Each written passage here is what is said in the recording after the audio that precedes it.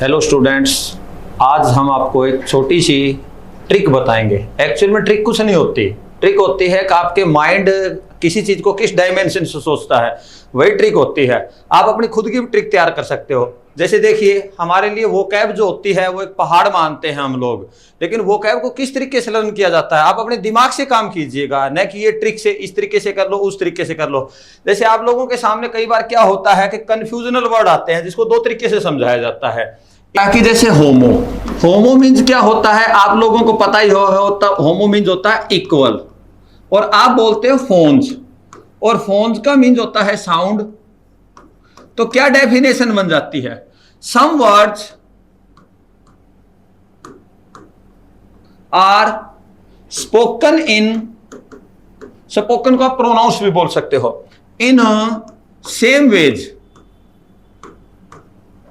But their spellings and meanings are differ। Understand? यानी इसका मतलब हुआ होमोफोन्स एक डेफिनेशन होती है, एक टर्म होती है जिसका मतलब होता है कि some words are spoken in same ways, means some words are pronounced in equal sound but their spellings and meanings are differ. लेकिन उनके स्पेलिंग और मीनिंग्स क्या होते हैं, डिफर होते हैं। देखते हैं कैसे। जैसे मान लिया मैंने आप लोगों के सामने एक लिखा सी, इसी को हम इस तरीके से भी हम इसको सी लिखते हैं और इसको भी अपन लोग सी ही लिखते हैं। तो तीनों को प्रोनाउंस तो हम सेम तरीके से करेंगे। कैसे प्रोनाउंस करेंगे हम इनको? सेम तरीके से। बट क्या स्टूडेंट्स इसकी स्पेलिंग सेम है? अब आपको भी इस बात का पता है, अगर स्पेलिंग सेम नहीं होती तो मीनिंग कभी सेम नहीं होता। Same way. अब दूसरा क्या होता है? दूसरा होता है होमोनिम। कई इसको होमोनाइम भी बोलते हैं, होमोनिम होता है बेटा। ये भी एक टर्म होती है, मैंने आपको बताया होमो मीन्स होता है इक्वल, सेम। तो इसमें क्या होता है? इसमें ये होता है a word that has more than one meaning.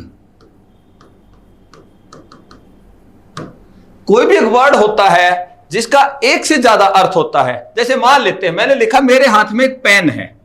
आपको पता है पेन का मतलब कलम भी होता है, और पेन जहां गाय रखी जाती है जिसको आप लोग क्या बोलते हो, गौशाला बोलते हो, तो पेन का मतलब गौशाला भी होता है। मेरी बात समझे आप लोग? जैसे हमने क्या लिख दिया, हमने लिख दिया फैन लिख दिया, तो आपको पता है फैन का मतलब पंखा भी होता है और फैन का मीनिंग फॉलोवर भी होता है। सो ये जब कोई भी एक वर्ड है जिसके एक से ज्यादा मीनिंग निकलते हैं तो हम उसको क्या कहते हैं डियर स्टूडेंट्स? होमोनिम्स कहते हैं। तो आप क्या करो, किन्हीं चीजों को सेंटेंस के रूप में इंप्लीमेंट कीजिएगा और फिर आप इन चीजों को बना के देखिएगा और फिर आप देख लेना अपने आप ही कैसे चीजों को याद रहते हैं। कैसे? देखो, आप कई चीजों को, कई वर्ड्स को इकट्ठा करके और एक सेंटेंस के अंदर आप उनको असिमिलेट करने की कोशिश करो।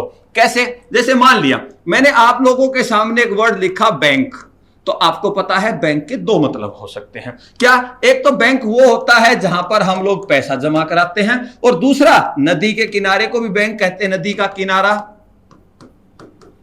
ओके।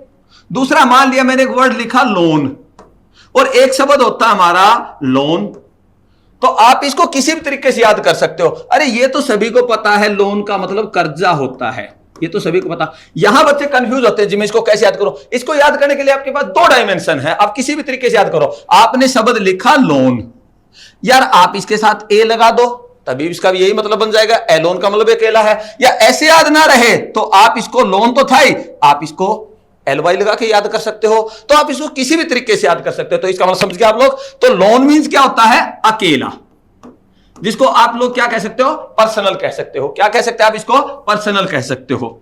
Okay,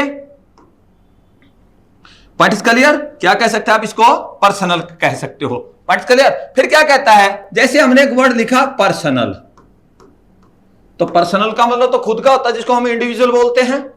okay. और दूसरा एक वर्ड होता है पर्सोनल, PERSONNEL,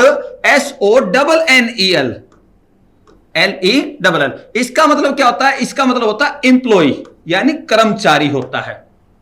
पॉइंट क्लियर है? तो हम क्या सोचते हैं? हम यही सोचते हैं कि किस वर्ड को किस तरीके से हम लर्न करें। तो आप इन सभी को कैसे याद करो? हम इसको एक ही ट्रिक से याद करते हैं, जो 7-8 जो वर्ड हमारे बनते हैं। कैसे? The bank which is on the bank of a river does not give loan to give personal loan to a loan personal. Understand? इसका मतलब हुआ जो नदी के किनारे जो बैंक है वो अकेले कर्मचारी को लोन नहीं देता। तो आप इसको कैसे वर्ड से याद किया? आपने याद किया ना, इसका मतलब हो गया बैंक, तो क्या हो गया? तो बैंक हो गया हमारा। इस बैंक का मतलब क्या बना? किसका बैंक है ये? नदी का बैंक है, तो इसका मतलब किनारा बन गया बेटा, ठीक है ना। फिर क्या हुआ? डज नॉट गिव, नहीं देता। क्या नहीं देता? पर्सनल। पर्सनल मींस इंडिविजुअल, अकेला, लोनली। क्या नहीं देता? लोन, कर्जा नहीं देता। किसको नहीं देता? लोन, अकेले, और पर्सनल, कर्मचारी को। अंडरस्टैंड?